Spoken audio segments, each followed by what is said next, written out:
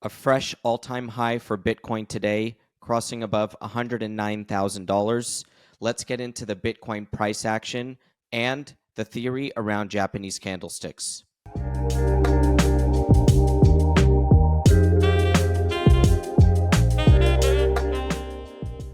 Welcome back to the Bitcoin Layer. I'm Nick Bhatia. Today, I'm joined once again by our research associate, Damien Schott. We're here to talk about the Bitcoin price and specifically to get into what are candlesticks and how does it impact our analysis. Damien, good morning. Good morning. Happy to be here. All right, Damien, let's start with your first question. I know you wanted to discuss the price itself before we got started. Right. So what's going on right now? Why is Bitcoin breaking out? What do you see? Yeah, and Damien, the reason that I wanted to combine the price analysis with the candlestick lesson today is because we tend to look at the news to get us an idea of what's driving the price. We see a headline and we immediately try to associate it with a movement in the price. Now, it's okay to do that, and we do that as well, but I like to lead with the chart and what has the chart been telling us.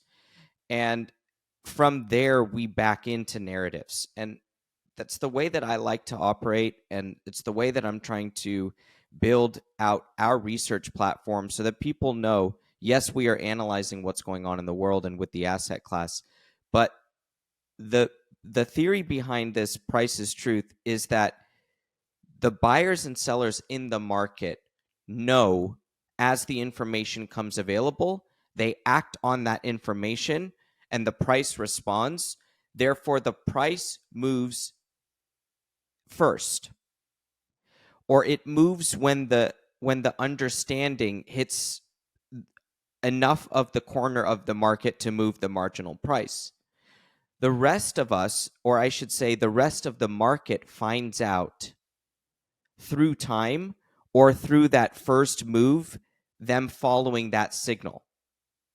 It's kind of it's abstract to think about, but imagine that the bullish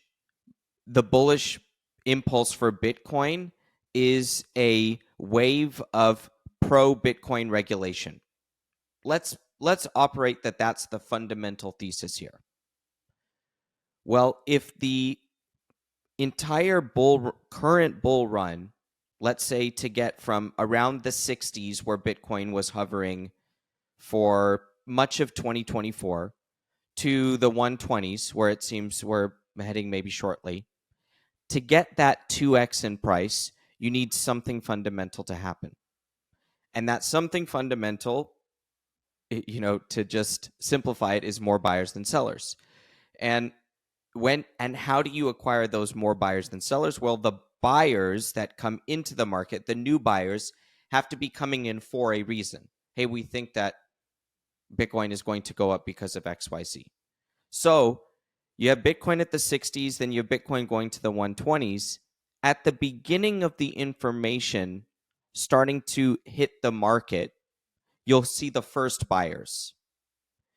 Then once the price goes up, you'll look for the next set of buyers to look for maybe the headlines, the stories in the market. What is driving the price? And then if we look at the chart and let's pull up the Bitcoin chart now. So we're going to be referencing the current Bitcoin weekly chart at all times throughout today's video. The date here is Wednesday, May 21st. The block height 897,714. The Bitcoin price is just below $109,000 as of this recording here. Now, looking at the Bitcoin chart, I have these three yellow arrows. The first one establishes this green increasing trend line of support. It's in mid-October of 2023. That is the ETF. It's the ETF pre-approval, Damien. And it's important that it's the pre-approval because this will help you understand why we have to use price first and back into the narrative second. Now, do you see between those two arrows? I don't have it marked here on this chart, but between these first two arrows, there is a candlestick, a green candlestick. It's in January, so you can see if you look down at your x-axis, it's just going to be right after the 2024 there. You'll see one green candle that has what we call a doji. It's a small body with a long tail. And it's the local low there. So you see basically starting at this arrow, this first arrow, you see a series of green candles, right? And then the price flattens out for about 2 months, tests down, and then responds with a huge move up in the subsequent 1, 2, 3, 4, 5, 6 candles. Now, we'll have everything flagged for you guys if you're watching at home. If you're listening, this is going to be one of those episodes where you might want to go over to YouTube and catch this visually.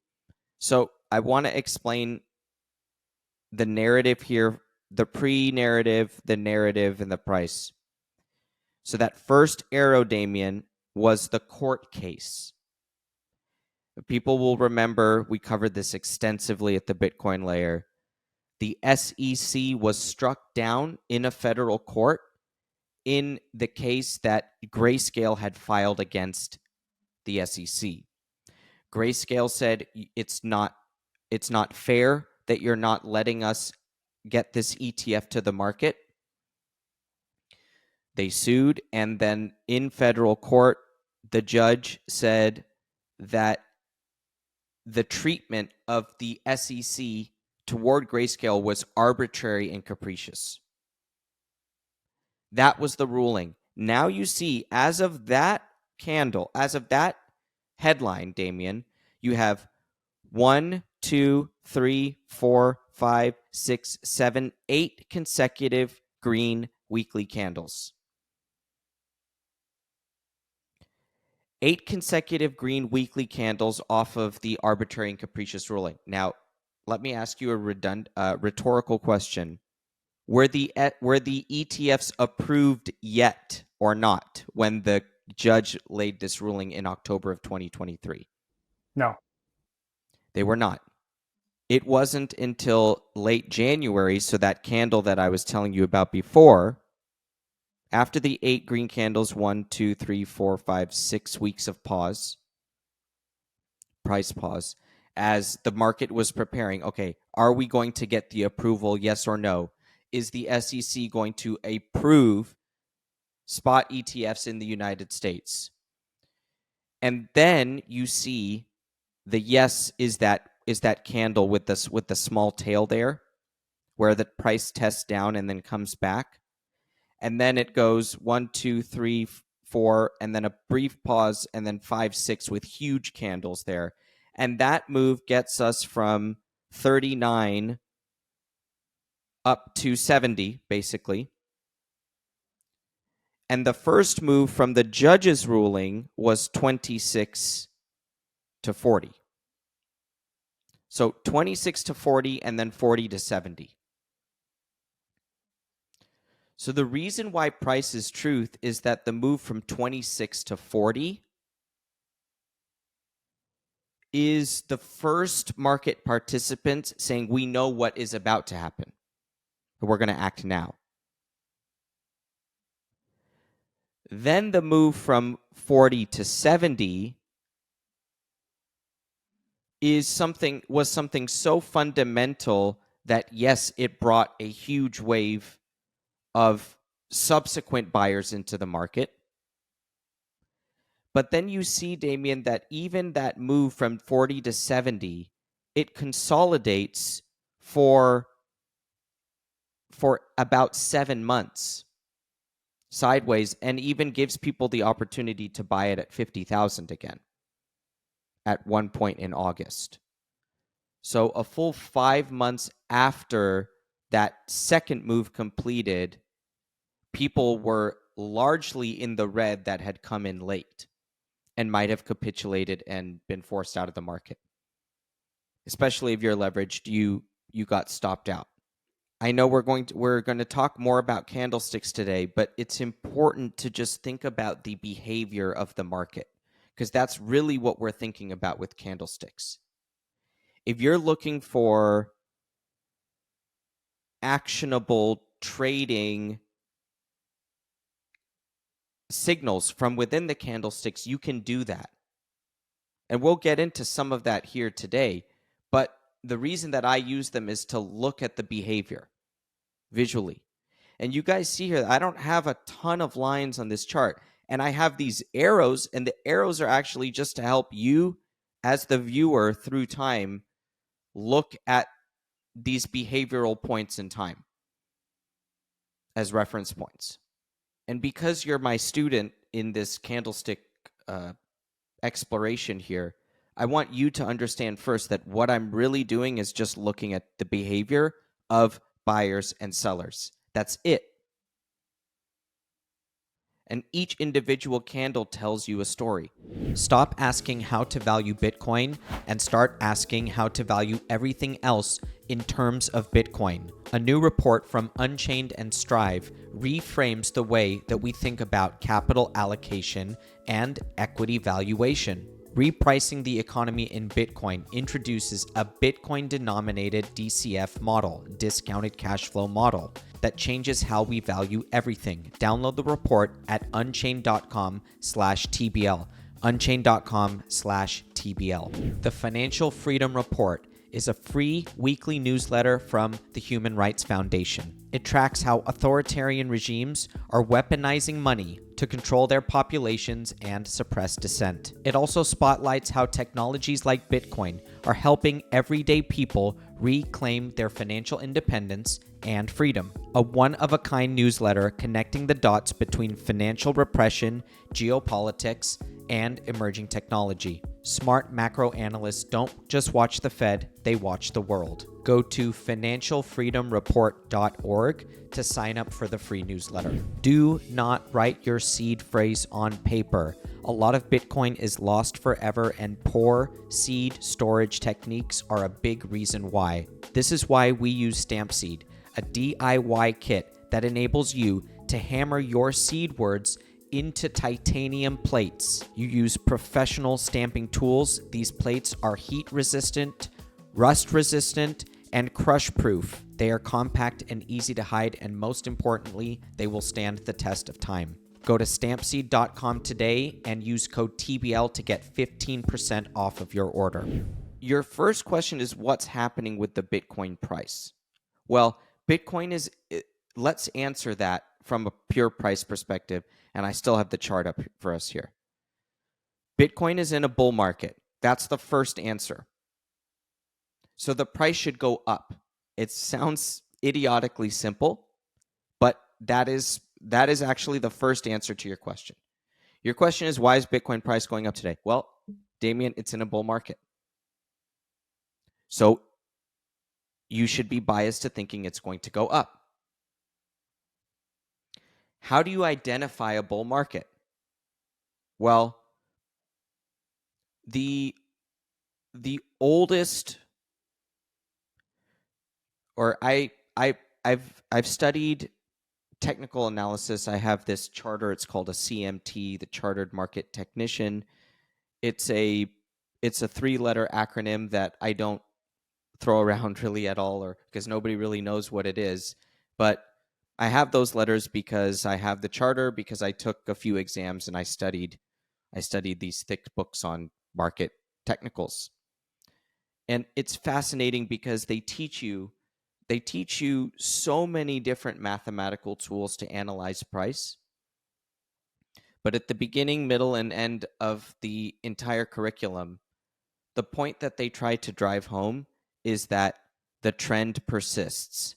This is something I've written about and talked about in our videos, but it's the 101 of technical analysis. The trend persists. What that little phrase means is that if you can identify the trend, then all you have to do is ride the trend and you can outperform. So what we have to do is try to identify the trend and where we are in a market. And if you can identify the trend, then you can get on the right side of the trend. And the same is true for the bull as it is the bear, in that if you had identified that the bull trend was over, and I think the time to have done that would have been sometime around November of 2021, after the Bitcoin price had crashed from 69,000 down to 42,000 in 3 weeks, that if you had identified that the trend was not your friend, the trend was not your friend here in terms of the bullish side of things, and you had gotten out around 42,000 in late November of 2021, and you had put your money elsewhere, you could have had about 2 full years to accumulate Bitcoin for a cheaper price. And meanwhile, accruing 3-4% in treasury bills, just rolling 3-month treasury bills over.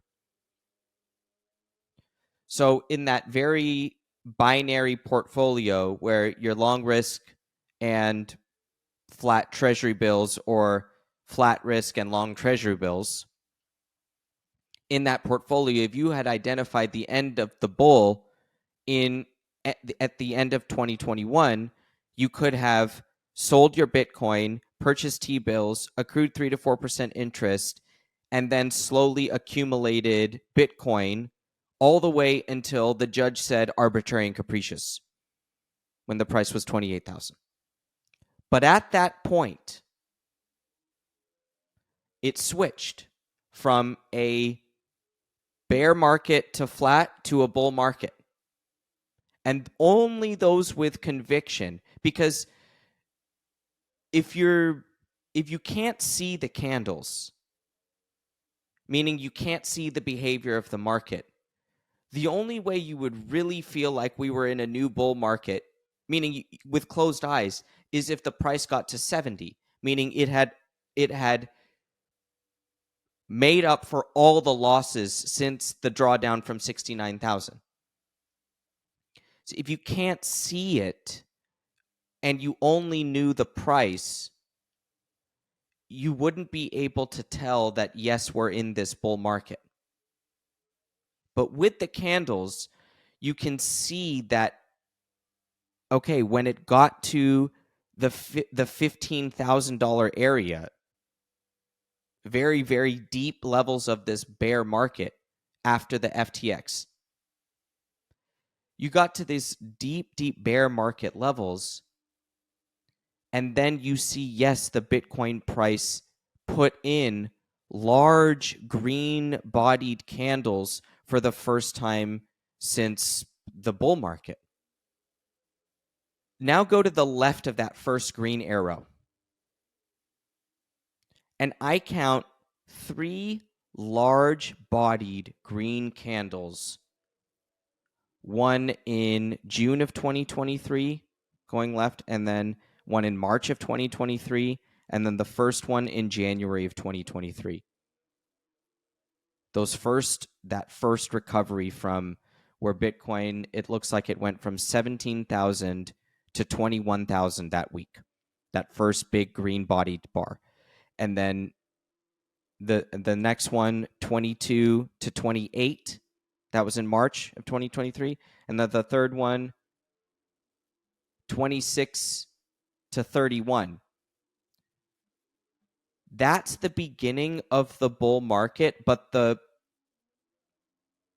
even those with medium conviction can't fully go all in yet, because the whole market hasn't really gotten there yet. It needs that catalyst. So, but yes, then when the judge said that, That's the first arrow.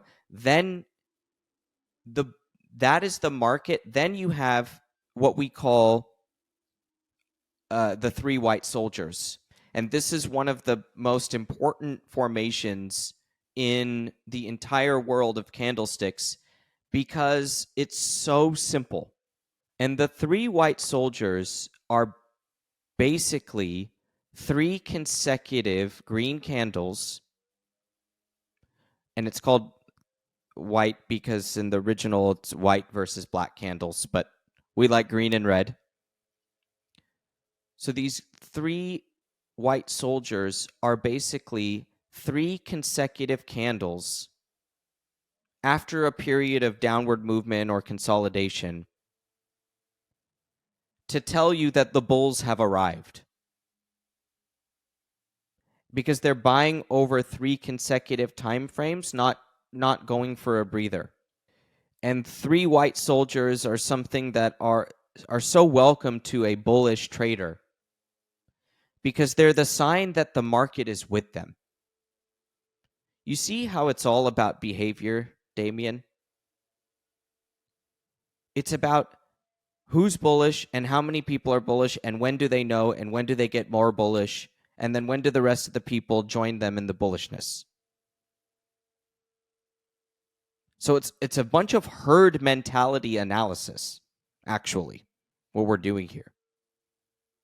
It's first mover and then herd mentality, and then first mover and herd, and that's how you look at candlesticks. Who are the first movers? And you can see them on the chart. And then who's the herd? And you can see them on the chart. And then who are the suckers? And you can see them on the chart. And then you can see the dip buyers who are they're actually the price floor setters, the ones with max conviction, and you can see them on the chart. So you just label everyone on the chart, and if you can see the sucker, then you can avoid being. It's the same thing that they say in rounders in the poker analogy that if you can't spot the sucker at the table, you are the sucker at the table, right? And that's a poker analogy, but it can be applied to candlesticks too. If you can't spot when you're too late, then you're going to be the last one in the bull market. So to answer your question, we're in a bull market, number one. And number two, the trend persists so that when you're trying to identify bull market or not, well, a bull market trend persists when the bottoms are supported at a higher price. So lower highs. It's very, very simple. And go to the behavior, Damien. Now let's go from the first arrow to the second arrow. We'll get to the election in a short bit, because then we'll be caught up to the present really quickly once we get to the second arrow. The first arrow is the judge. We showed you how you had immediate response. You had three white soldiers there. Bull market has arrived. Then you have this little test, and I want to bring in at this point, let's give a little bit of a thank you here to Bybit Learn. Bybit, a cryptocurrency exchange that has a nice little 16 must-know candlestick patterns for a successful trade. We'll put the link for everyone in the show notes, and they have some nice graphics and some nice 101 for people to understand candles a little bit better. So let's look at this bearish candle, bullish candle graphic here, and we'll stick with the bullish one, the green candle. You have several parts of a candlestick. You have a low, you have a high. You have an open and a close. So you have four levels that are marked on every single candle. The open and the close are the price at which the time frame began and ended. So in Bitcoin, right now, I'm using weekly candles, and Bitcoin is a 24-hour asset, and I use Bitstamp for my time series. And the reason I use Bitstamp for my time series is that Bitstamp has the longest time series of reliable price data across all the exchanges. It's a originally European domiciled exchange, and I was taught this by a gentleman named Ansel Lindner, who people might know. He's an OG Bitcoin markets analyst and someone that I listened to quite frequently in my early days of going down the Bitcoin rabbit hole, because he had a great show called Bitcoin and Markets, and that's what I was interested. I was interested in Bitcoin and markets, and he said when he was doing his candlestick analysis, he would say, and I like to use Bitstamp because it's the oldest time series. That was in 2016, and here we are 9 years later, still using the Bitstamp time series. So thanks, Ansel, for that. The point here is that using a 24-hour time series, the candles here open and close on Sunday evenings. Here in Los Angeles Pacific time, they close on Sunday evenings. And so each candle that you're looking at, Damien, is a Sunday to Sunday price action. And within that price action, you have the beginning of the bar and the beginning of the time series, which is going to be represented by the open, and the closing of the time series. And if the close is above the open, that candle will turn out green. And if the close is below the open, that candle will turn out red. So that's the only determinant on the color of the candle. Is the close higher or lower than the open? So what we've determined is that if you have a green candle, it closed higher than where it opened. But in the interim, Monday, Tuesday, Wednesday, Thursday, Friday, Saturday, the price can travel in a range. It can go lower, it can go higher, it can go much higher than the close, it can go much lower, right? And therefore you have within the candle, you have an expression of the entire week's behavior, but you get to then see within that week what was the behavior. So now let's go to this candle between the first two arrows. That was the late January 2024 candle that corresponded with the not the judge's ruling now. This is the actual SEC approval of the ETFs. And they went live the following, basically a few days later. That candle has this shadow, or some people call it a shadow, some people call it a tail. If it's within a certain type of candle, it can be called a doji. But let's just call it a shadow here. I'm going to call it a tail because that's what I'm used to. This little tail that comes down, it's a green candle still, and we'll circle this on the screen for you guys.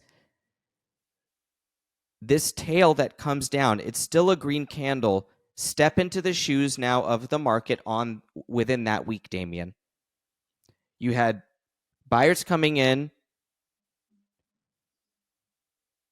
at the open was at 41,500, and you had the price dip to 38,500 during that week. But within that week, you had those that had a buy order ready at 38,500 or anywhere below 40, and they said, we are going to support this level because the previous low was around 25,000. That was the kickoff point from the judge's ruling. We don't think it's going to 25,000. We don't think it's going below 30. We want to buy below 40. So they set that floor. And that's why you see this shadow or this tail, because within that week there were sellers, but there were buyers that came in and supported it. Then you get the ruling, and then you see the price skyrocket. So what I want to show you here is that this shadow, or some people call it a wick even, this wick down to 38,500 and it being rejected is one of these candlestick formations that is so important to recognize, because it's the market rejecting a narrative in front of you. It's rejecting a bear narrative. Now, can you see, Damien, and you can ask here a follow-up question, but I want you to see how that candle rejects a bear narrative. And you have to look a couple candles before it, too. You see how it's preceded by two red candles? And 2 candles ago is actually a red candle with quite a long red shadow above it. It means that buyers trying to send it to 50 didn't have the conviction, and sellers came in and said, we're going to sell it at 48, 47, 46. We don't think it's worth that much. We don't think you're going to get your ETF approval right away. We think it might get delayed. We think it might get, rejected again still. Or just leverage players tapping out saying, we're not going to add to our positions. And that gives bears a little bit of life. Right? It gives them a little bit of cause to say, hey, we can send this back down to 25. We can send it back down to 15. Let's go for it. But then buyers come in and reject that premise. So can you see, Damien, on that candle there in late January, the market putting in a signal, trying to tell us something? So then you had the price then really explode off of the news. Now you can attribute the news, because if ETFs are approved, all this new capital flows in. It's on the front page of every newspaper. CNBC is talking about it every day, and they were for several weeks. The price goes, because then you have, toward the end, then you actually start to get the suckers coming in and just chasing headlines.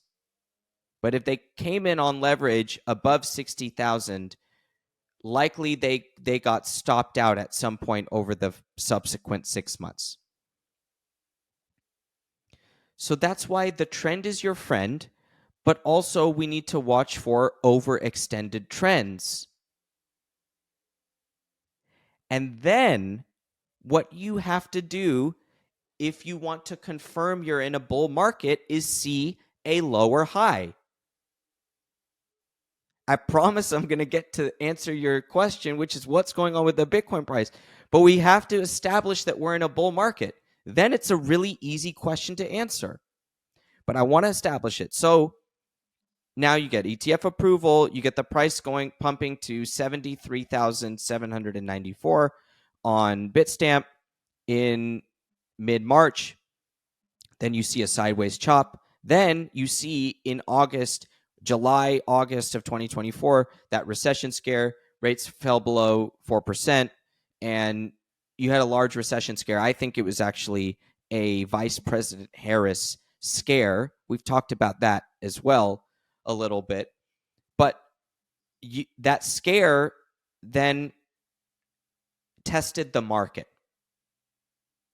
What was going to be the low of Bitcoin after it reached 73,000?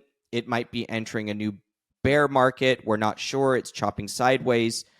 Okay, crap. The price is falling. It's cascading lower. You're seeing shorts get stopped out. But what do you see during that week? Now, this is the second arrow, with the one that's pointing straight up. You see a huge shadow, an enormous shadow lower, right? This huge wick down to 49,000. But The price that week, Damien, opened at 58,100 and closed at 58,700. What is it telling you?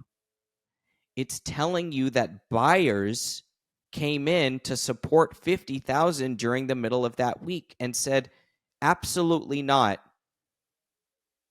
We're not going to give up the opportunity to buy Bitcoin at 49,000 or at 50,000.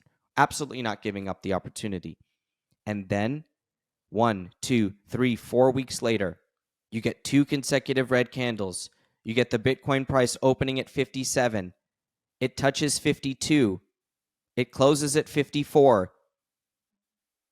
But it's another it's another higher low.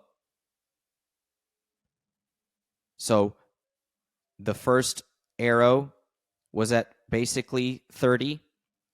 The next higher low, 49. The next higher low just a few weeks later at 52.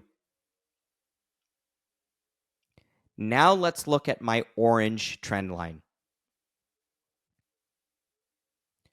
Now the orange trend line connects the $73,000 top in March to the lower high in June, the lower high in July. And what is it establishing, Damien? It's establishing that the market is losing some bullish conviction. We're less willing. We're less certain. So you connect these lower highs together and it establishes a resistance. Candlestick analysis is about behavior, and behavior can tell you support and resistance. We're still in Candlestick 101 here. It's really all about support and resistance. And this is where people can see patterns for themselves. That if you have lower highs, you have a pattern, you have a line that actually connects these lower highs to each other. And then the price does what? And this is my third arrow. It shoots up. And now just before the third arrow is when I called the election for President Trump. It was October 7th that I did that, October 8th. The rates market told me that it was going to happen. And the Pennsylvania polling was the confirmation for me. We don't have to get too much into that, but I was watching the fundamentals then, because you want to see the price and the fundamentals line up. So what do you see then? You see the election of Donald Trump and then those 3 white soldiers, but each one of those 3 white soldiers after that was so enormous, and I've put this vertical rectangle in yellow shaded around it. I've kept this, people, viewers will be familiar with it because I've kept it on the chart for several months now. It shows you a fundamental event in Bitcoin. Yes, new all-time highs, but I wanted to keep the rectangle on the screen for people to show them, hey, this was the election. It's not something random that happened. It bursted out above a resistance, reached new all-time highs, got to $100,000 for the first time, 2 trillion market cap for the first time. But why? There was a fundamental event, the 2024 election. So we keep that on the screen there, because then if you are reminded of what the buyers did and why they did it, then we can ask the market, hey, are you willing to support that notion that we flagged here on the chart, which is that a President Trump-led United States of America is a pro-Bitcoin environment, or it's conducive to a bull market in Bitcoin. The price argues that, yes, that is the case. And then the market got to test it in March and April of this year, around the time when tariffs went from 10 to 20 to 60 to 80 to 145% pretty rapidly. But what did you have the week after April 2nd, which is called Liberation Day? And by the way, we should do much more on the naming of this day, Liberation Day. It's going to be a theme as we go forward this year at the Bitcoin layer. Liberation Day was chosen on purpose because it liberates the United States from many a thing, one of them being unfair trade practices, but one of them potentially the Eurodollar system's hold over the US dollar system. So we will unpack that a lot more, but I wanted to mention that it's named for a specific reason. We'll continue to pull on that string or pull on that thread.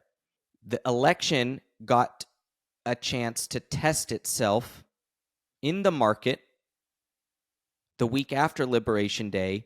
And what do you see on that candle? And it is above my green trend line. And I haven't pointed an arrow there yet. But yes, the candle, the week of April 7th, that hit a low of $74,000, but then closed the week at 83, that low of 74,000 now establishes a third major higher low to Bitcoin's bull market. So you had 30, then you had 38, then you had 49, then you had 74. So I could have answered your question, Damien, with just saying, well, Damien, we had higher lows at 30, 38, 49, and 74. What else can I explain to you? I could have ended the answer there. Higher lows tell the entire story of a bull market. Forget how stretched it goes above. Just think about the level at which buyers come in to support the market. It's higher and higher and higher. And then, to fully answer your question, what's going on with the Bitcoin price? Well, after it hit 74, Damien, we've had 1, 2, 3, 4, 5, 6, 7 consecutive green candles. Forget the 3 white soldiers. 7 soldiers in a row. And now forget price, forget everything else. If I tell you that there are 7 green candles in a row, what is happening?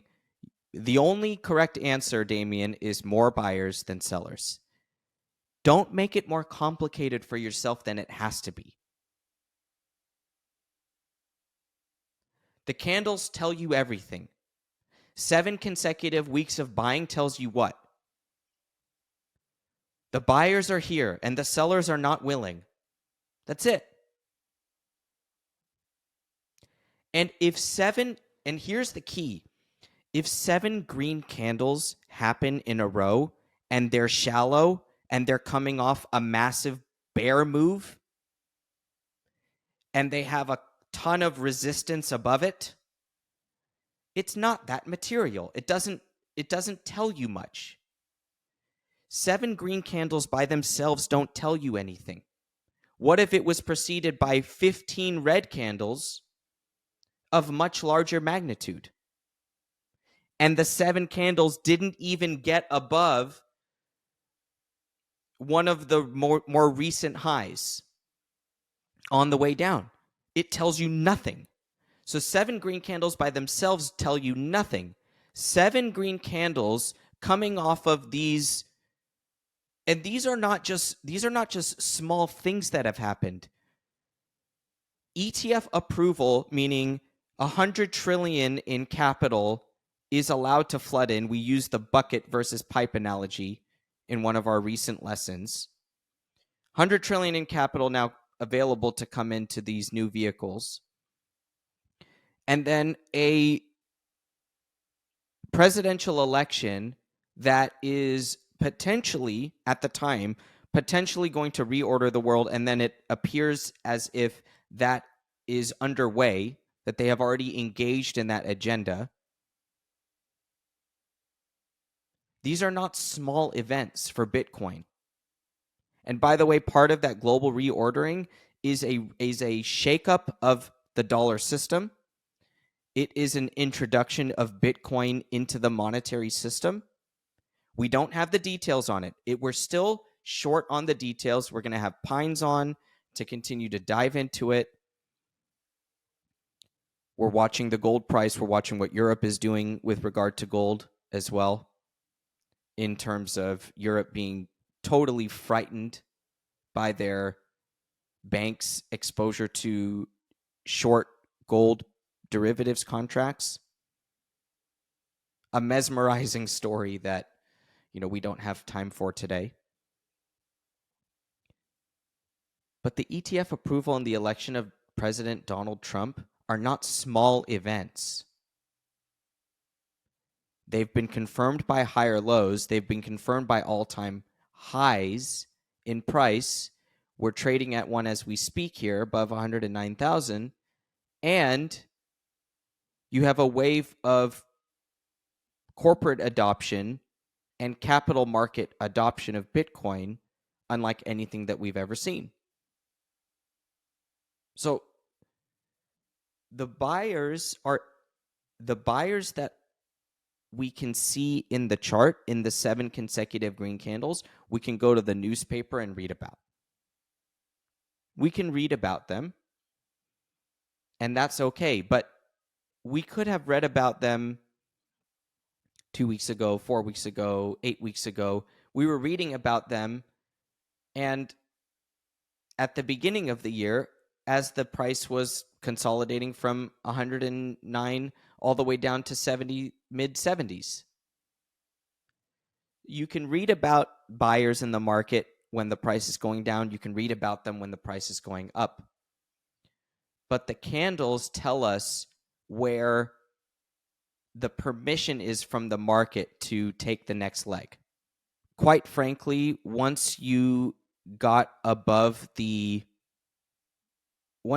back above this mid 80s, we flagged the bullish divergence for our TBL pros. People can go subscribe to our premium research service at thebitcoinlayer.com/subscribe, become a pro, and get into the research as we're conducting it. We flagged the bullish divergence around 85 to 88,000, and we said this is the end of this consolidation here. Permission to rally. And since then, yes, you've had four consecutive green candles. The price tells us everything.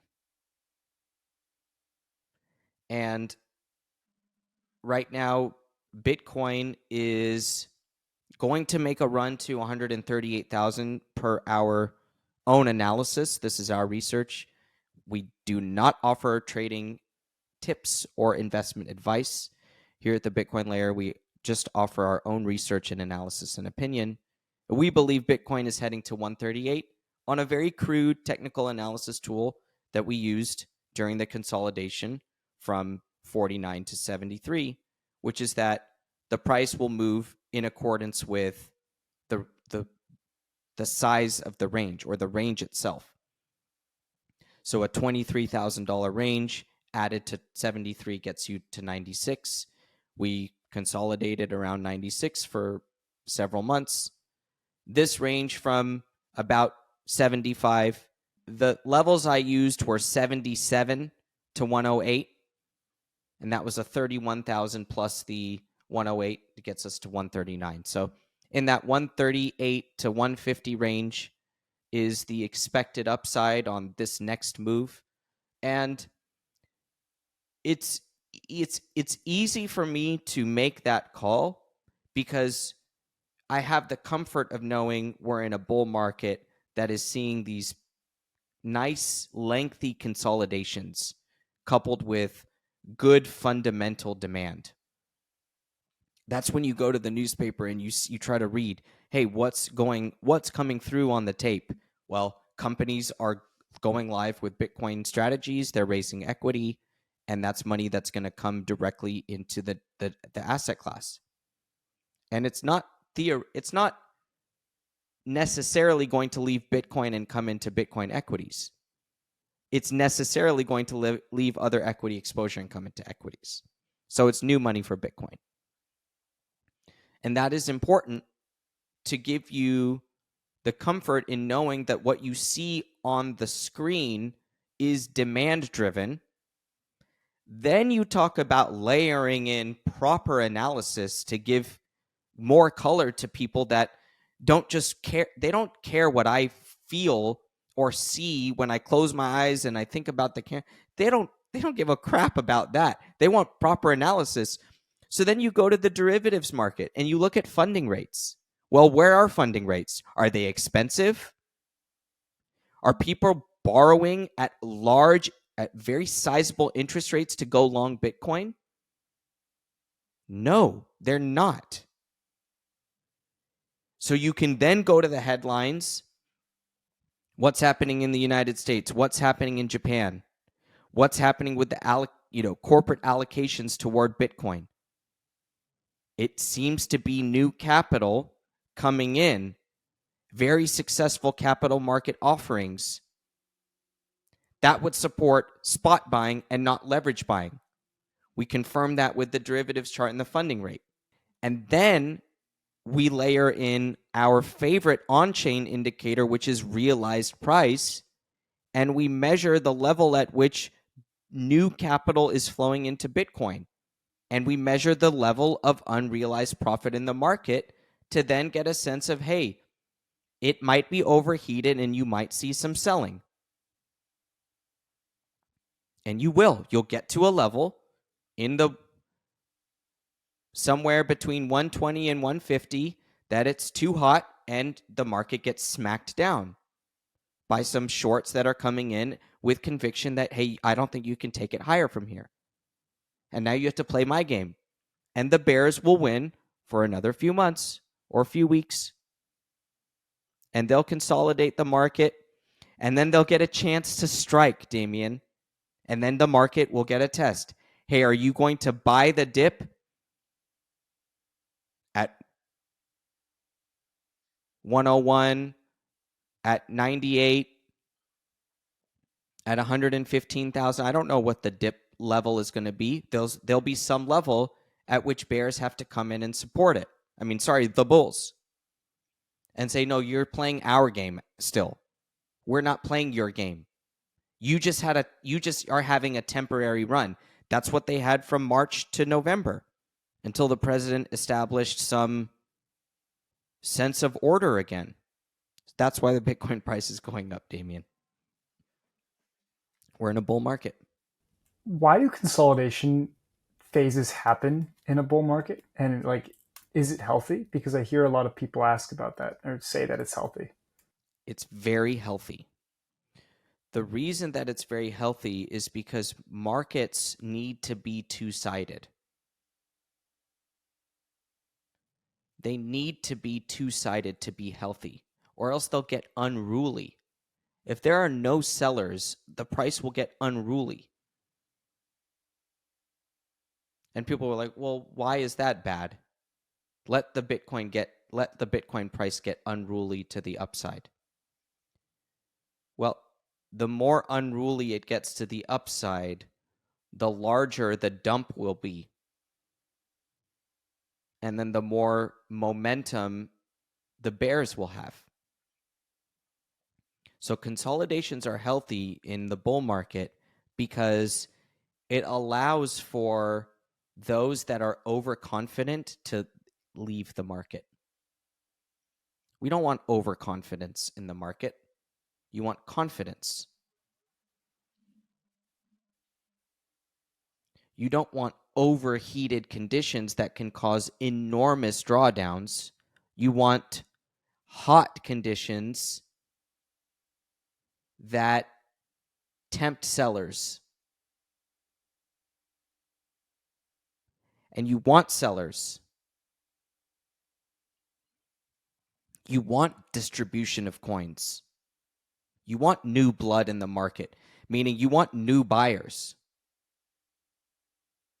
And new buyers can come when old holders leave the market.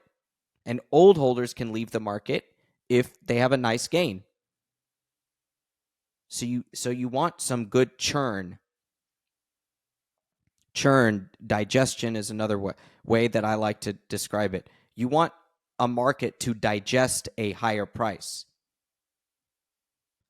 You want 100,000 in late 2024 to feel like a very hot price, and then you want 100,000 6 months later to feel like nothing.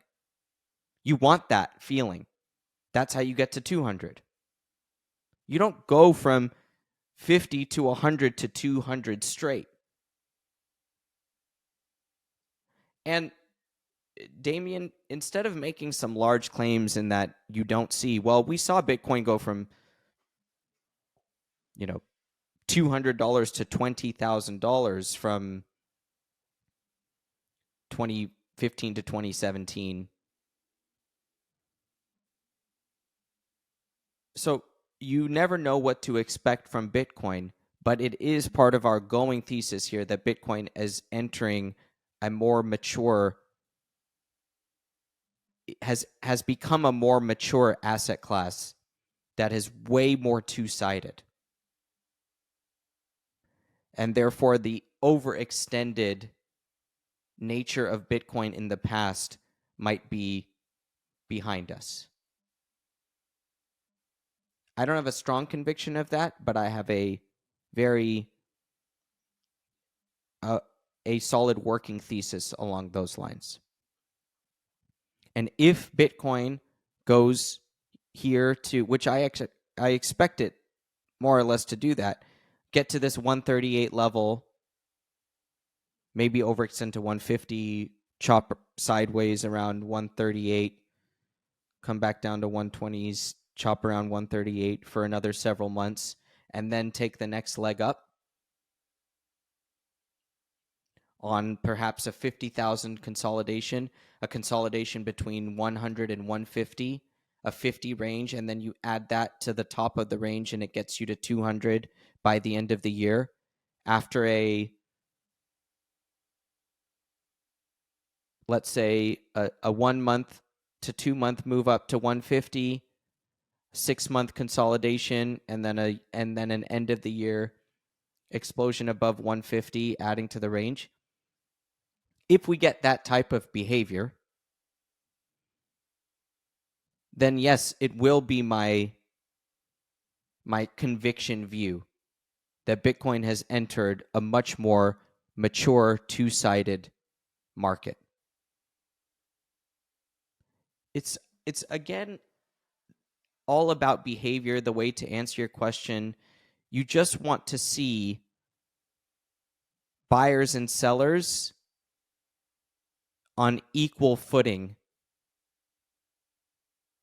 for a bull market to then get its next legs. If there are always more buyers than sellers, it's just a scramble. It becomes a bubble.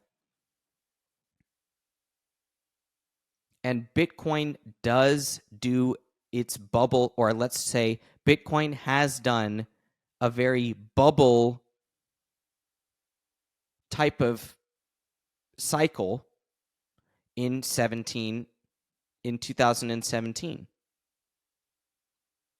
In 2021, a little less so. And this time around, I don't see anything bubble-like at all, which is a miraculous, astounding, and essential thing to point out. If you are a Bitcoin OG, which I am not, I'm like a mid Bitcoin life. I'm after the OGs. Anybody from me to older in Bitcoin should be astounded that this time around there's been no bubble-like behavior. They should be They should be fired up for it, actually, because it gives this one legs. You don't want to see it go straight up, because then it will go straight down and stay down for 2-3 years. I don't think these 2 to 3 year winters are conducive to strengthen the future. Or let's say, I don't think that these deep winters are something that we should root for if we get these massive. I'd rather see much more steady bull markets. I botched the delivery of that, but we'll leave it in for people. You amazingly answered 12 of my questions on candlestick analysis all in one go. So this was incredibly helpful. Thank you. It's my pleasure, Damien. You're a great student. I love teaching you and others. I'm happy to answer. You'll have guys at home. We're going to do much more of this. Damien is learning the ropes and becoming a big part of what we're doing here at the Bitcoin Layer. So he's going to continue to ask questions. We'll continue to teach him and you at the same time. Thank you guys for sticking with us. Please subscribe to the channel. Go check us out at thebitcoinlayer.com/subscribe and consider becoming a TBL Pro if you want highly quantitative and exclusive research from us. I'm Nick Bhatia with Damien Schott. We'll catch you guys next time. Bye, guys.